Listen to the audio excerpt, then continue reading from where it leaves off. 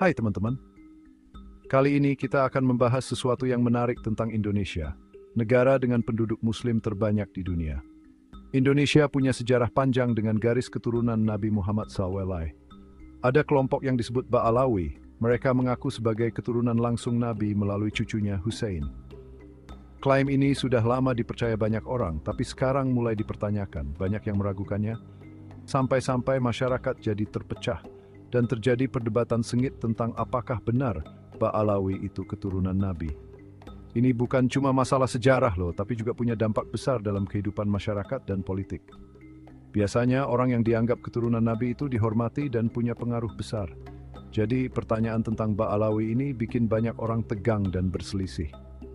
Nah, di tengah situasi panas ini, penting banget buat kita cari tahu lebih dalam tentang sejarah dan dasar klaim Ba'alawi. Kita juga perlu dengar pendapat dari berbagai pihak dan cari solusi damai supaya umat Muslim di Indonesia tetap bersatu dan rukun. Ada seorang ulama dan sejarawan terkenal, namanya K.H. Imaduddin Utsman. Beliau ini bikin geger dunia Islam Indonesia dengan penelitiannya tentang nasab Ba'alawi. Jadi Pak Imaduddin ini mempelajari manuskrip-manuskrip kuno dan silsilah keluarga dengan teliti. Hasilnya, beliau menemukan kejanggalan dan ketidakcocokan dalam klaim keturunan Nabi yang dibuat oleh sebagian orang yang mengaku sebagai Ba'alawi. Salah satu temuan Pak Imaduddin yang paling mengejutkan adalah tidak adanya bukti kuat yang mendukung keberadaan tokoh penting dalam silsilah Ba'alawi. Tokoh ini yang diklaim sebagai penghubung penting antara Nabi dan keturunannya di Indonesia tidak ditemukan dalam catatan sejarah yang bisa dipercaya. Temuan ini bikin banyak orang ragu sama klaim Ba'alawi. Gara-gara penelitian Pak Imaduddin, terjadilah perdebatan sengit dan berbagai macam reaksi. Ada yang memuji keberaniannya karena berani meragukan cerita sejarah yang sudah ada sejak lama. Tapi ada juga yang mengkritiknya karena dianggap memecah belah umat dan meragukan keyakinan yang sudah dipegang teguh. Apapun kritikannya, penelitian Pak Imaduddin ini telah membuka jalan bagi penelitian yang lebih kritis tentang sejarah dan garis keturunan di Indonesia. Di sisi lain ada lembaga Rabithah Alawiyah, organisasi yang mewadahi para habaib atau mereka yang mengaku sebagai keturunan Nabi Muhammad SAW. Mereka dengan tegas membantah penelitian Pak Imaduddin Utsman. Menurut mereka, klaim Pak Imaduddin itu tidak berdasar dan tidak mempertimbangkan sejarah dan tradisi lisan yang kaya tentang nasab Ba'alawi. Rabithah Alawiyah menegaskan bahwa silsilah Ba'alawi sudah diteliti dan diverifikasi selama berabad-abad oleh para ahli silsilah yang hebat-hebat. Mereka menunjukkan banyak manuskrip kuno, dokumen sejarah, dan catatan keluarga yang menguatkan garis keturunan mereka sampai ke Nabi. Kata Rabithah, penelitian Pak Imaduddin itu terlalu sempit dan mengabaikan bukti-bukti penting yang mendukung klaim Ba'alawi. Gak cuma itu, Rabithah Alawiyah juga berpendapat bahwa meragukan nasab Ba'alawi bisa menimbulkan dampak buruk di masyarakat. Mereka khawatir hal itu bisa bikin umat Muslim terpecah belah dan saling tidak percaya, serta merusak persaudaraan di antara mereka. Makanya mereka mengajak semua pihak untuk berdialog dengan sopan dan ilmiah untuk menyelesaikan masalah ini. Bagian 4. Sanad keilmuan lebih penting dari garis keturunan biologis. Di tengah ramainya perdebatan tentang nasab Ba'alawi, banyak cendekiawan dan ulama Muslim yang mengingatkan kita tentang pentingnya sanad keilmuan. Sanad ini kayak rantai transmisi ilmu yang gak putus, yang menghubungkan seseorang langsung ke Nabi Muhammad SAW. Para ulama ini bilang, meskipun garis keturunan biologis itu penting dalam budaya dan sejarah, tapi itu bukan jaminan seseorang alim, paham agama, atau punya otoritas spiritual. Sejak awal, Islam selalu mengajarkan pentingnya mencari ilmu dan kebijaksanaan, tanpa peduli status sosial atau garis keturunan. Nabi Muhammad SAW sendiri pernah bersabda, menuntut ilmu itu wajib bagi setiap Muslim. Konsep sanad ini penting banget dalam Islam, karena menjamin keaslian ajaran agama.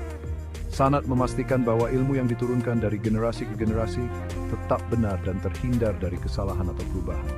Jadi, daripada fokus sama garis keturunan biologis, umat Muslim dianjurkan memprioritaskan mencari ilmu dan membangun keilmuan yang kuat. Bagian 5 persaudaraan Islam merangkul semua tanpa memandang nasab. Ajaran Islam sangat menekankan persaudaraan dan persatuan di antara umat Muslim. Al-Quran dengan jelas menyatakan bahwa semua Muslim adalah saudara dan saudari, tanpa terkecuali baik dari suku, ras, atau latar belakang sosial mereka. Nabi Muhammad SAW juga sering banget menekankan pentingnya persatuan dan persaudaraan dalam hadits-hadisnya. Nah, terkait polemik nasab Ba'alawi ini, penting diingat bahwa Islam tidak pernah membeda-bedakan orang berdasarkan garis keturunan. Derajat dan kemuliaan seseorang di mata Allah SWT itu semata-mata ditentukan oleh ketakwaan, akhlak, dan amal perbuatannya. Jadi penting banget buat kita umat Muslim untuk menolak segala bentuk fanatisme, diskriminasi, atau merasa lebih tinggi karena garis keturunan. Sebaliknya, kita harus berusaha membangun masyarakat yang inklusif dan adil, di mana semua yang diperlakukan dengan hormat dan bermartabat, apapun latar belakang garis keturunan. Pesan persaudaraan dan persatuan dalam Islam harus bisa menyatukan umat Muslim di bawah naungan iman dan persaudaraan yang sama. Bagian 6. Harapan baru, dialog dan kesadaran menuju keharmonisan umat. Polemik tentang nasab Ba'alawi ini memang bikin gaduh dan memecah belah masyarakat Indonesia. Tapi, di balik semua itu, masih ada harapan kok. Semakin banyak orang Indonesia yang sadar bahwa garis keturunan bukanlah segalanya. Mereka mulai mempertanyakan klaim-klaim yang selama ini dipercaya dan mencari pemahaman yang lebih baik tentang sejarah dan identitas mereka. Kesadaran ini membuka jalan untuk dialog dan rekonsiliasi. Para cendekiawan, tokoh agama, dan tokoh masyarakat punya peran penting untuk memfasilitasi diskusi yang sopan dan berdasarkan bukti tentang isu-isu sensitif ini.